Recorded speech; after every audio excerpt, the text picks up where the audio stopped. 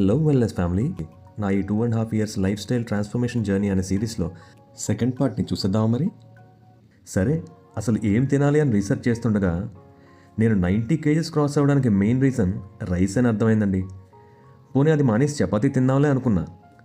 But rice అనేది south India రాయి అయితే వీట్ అనేది నార్త్ ఇండియా రాయే. కానీ ఈ రెండింటిలో ఏది తిన్నా సరే పళ్ళు రావడం మాత్రం కామన్ అని అర్థమైంది. రైస్ నీకు మీదట వీక్లో ఒక్కసారికి మాత్రమే లిమిట్ చేసుకున్నా. అలా అని చెప్పి నీళ్లు తాగి బతకలేం కనుక అసలు ఏం తింటే మంచిదా అని ఇంకా డీప్గా రీసెర్చ్ చేస్తే అప్పుడు దొరికిందండి సమాధానం. లెగ్యూమ్స్ అంటే మరేమీ కాదండి, మన పప్పు ధాన్యాలు అనగా పెసలు, మినువులు, శనగలు, ఉలవలు, బొబ్బర్లు, జునువులు, మోట్లు, వేరుశనగ వంటివి.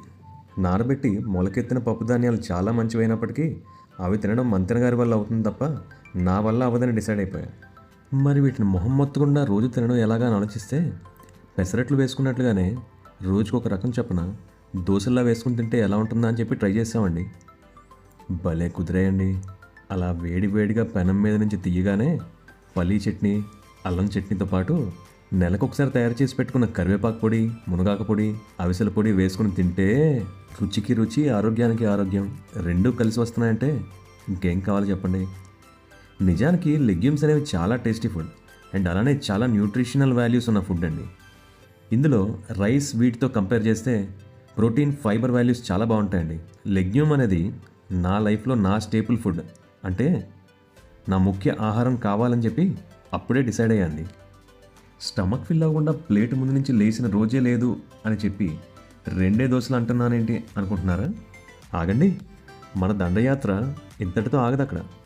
వీటితో పాటు 1-2 రకాల ఫ్రూట్స్ తిన్నాక మనకున్న స్వీట్ క్రేవింగ్స్ కోసం ఇంట్లోనే పొట్టు మినుములతో చేసిన బెల్లం సున్నుండ కానీ, పొట్టు వేరుశనగతో చేసిన బెల్లం అచ్చు కానీ, లేదా నువ్వు పప్పు ఉండగానే ఒకటి పడాల్సిందే మరి.